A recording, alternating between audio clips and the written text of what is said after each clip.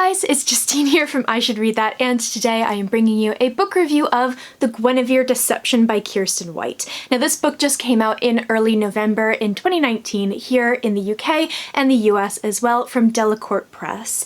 And I sought this book out because I really enjoy retellings, but I enjoy retellings that are maybe a little bit less obvious. So I'm less interested in things like, say, Beauty and the Beast retellings, which we have a million of in YA fantasy, and more interested in things like The Mermaid by Christina Henry, or The House of Salt and Sorrows by Erin A. Craig, things that are a little bit less obvious. So I was interested in this one because this is, as you can probably tell from the title, a retelling of the King Arthur legend from the point of view of Guinevere. So this book is by Kiersten White, who is an author that's maybe a little bit divisive on BookTube and in the book community. She is someone that people either really love or they really do not love. So I've never read anything by her before. I was really excited to read this and go ahead and see what I thought.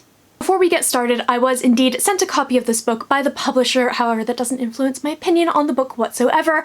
Also, this is going to be a spoiler-free review. So as I said, this book follows the point of view of Guinevere as she comes to Camelot to marry this stranger, King Arthur, who is a very charismatic and very young leader.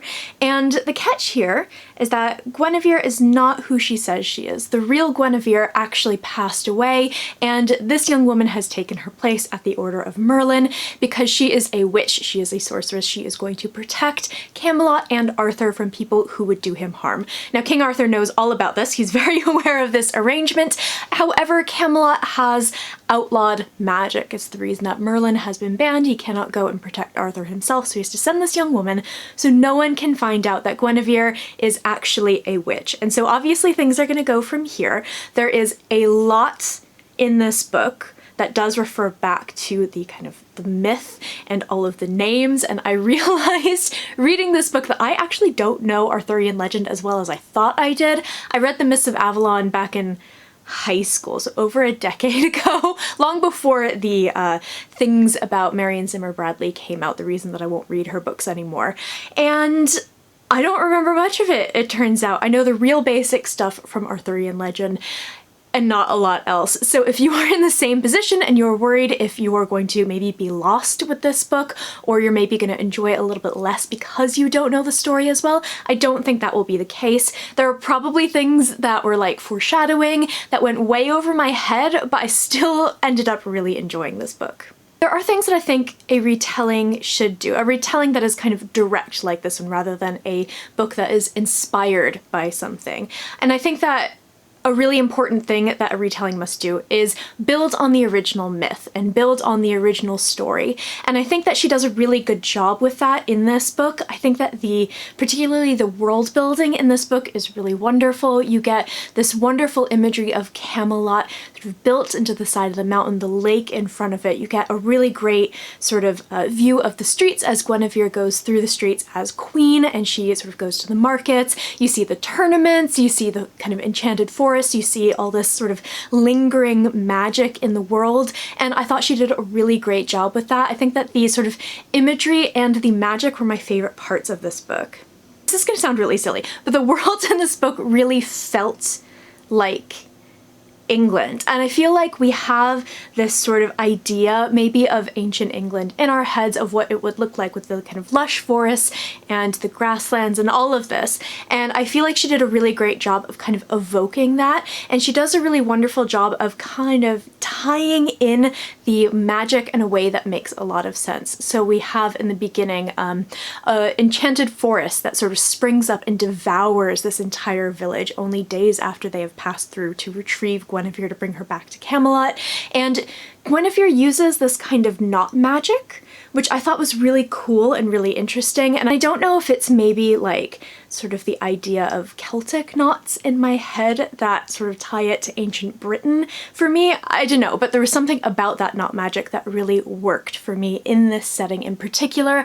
I really liked the way that she utilized that magic. So say that she wants to use her knot magic to, you know, look in a different place or see further ahead, it takes her vision from her. Her vision completely blurs over. So this magic, even though she calls it kind of small and inconsequential compared to to, say, Merlin's magic is really an interesting and kind of powerful thing, and it does take a toll on her. And that's always something that I enjoy with magic and magic systems. There were a couple of things that I thought were a little bit less smooth in the book.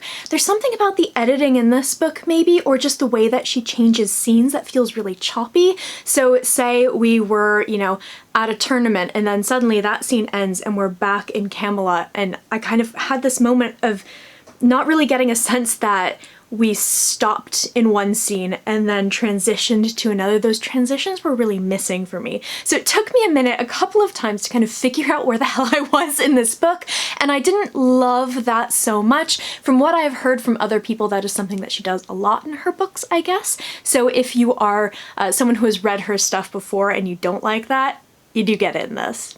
In terms of characters in this book, obviously Guinevere and Arthur are the most important, although we do have a wide-ranging cast. But to kind of focus on those two, I thought that they were really interesting because Arthur's 18, Guinevere is 16. They're kids. They're kids thrust into this position of power, and while I didn't always understand particularly where she was coming from, and I don't think she necessarily stayed on task, which I found really frustrating, but made a lot of sense. I think that that might be something that bothers people. I get it, but at the same time it was a little bit like, a little bit frustrating. So we have a lot of moments where Guinevere will be like, must do the thing, must be protecting Arthur, keep on watch all the time, uncover the conspiracy, and then she'll wander off and go to a tournament for like 20 pages. And then suddenly we'll be back and she'll be like, yes, right on, I'm on task again. I forgot that I was meant to be doing this thing, but I'm doing this thing.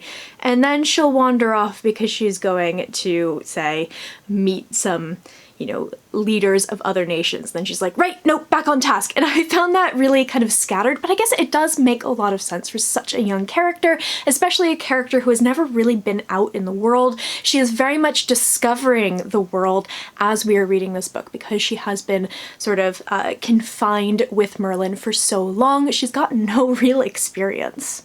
I enjoyed Arthur's character a lot, and I was really surprised by that actually, because he's sort of like, he's one of these characters who, in my head, again, not really knowing a huge amount about Arthurian legend, he's just so kind of like capital G good. He's just this good king, and he does the good things, and you know, he may mess up, but he's always at his heart good.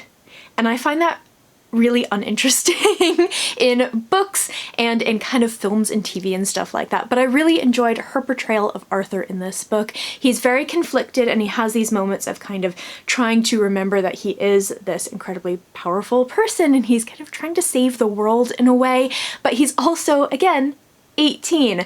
So I liked their dynamic, I liked the way that they balanced each other out, and I thought that he in particular was a really well-balanced character.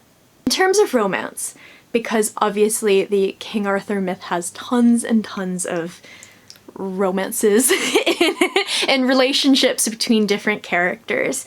I thought that she did a really great job with those, and I was talking to my friend Caitlin from Realms of My Mind, who is a blogger, and I will link her blog down below. She made a really good point when she said that the relationships in this book feel very natural, and I think that's a really tough thing to do, because I do think that in YA it is very tempting to kind of, you know, go full force into the romance, and it's the best thing ever, and, you know, totally fated, love of my life type of thing. And I do think that adult fantasy does that as well. And I think that she does a great job of not doing that, because this is the first book in a trilogy. She kind of leaves us guessing, and she leaves it as a really slow burning romance, which I love so much. So overall, I really enjoyed this book. It is such a fun adventure. I really liked the world building. I really liked the magic. I'm super curious to see where we go from here, because there's a lot of stuff I can't talk about, including my favorite character in this book, but I think that this is going to be a great trilogy. I enjoyed this one so much. If you are interested in Arthurian legend, or you are someone like me who just apparently doesn't know all that much about it, I think you will still really enjoy this if you like YA fantasy. I gave this book 4 out of 5 stars. It was a really fun read, and it would be great for your winter TBR. I would love to know in the comments below if you have read this book, what you thought of it, if you liked it, if you didn't like it. Also, if you've read her other books and you have a recommendation of where I should start, because based on this one, I'm definitely going to give her writing another try. I post bookish content to this channel fairly frequently, so go ahead and hit subscribe, check back soon, and I will see you next time.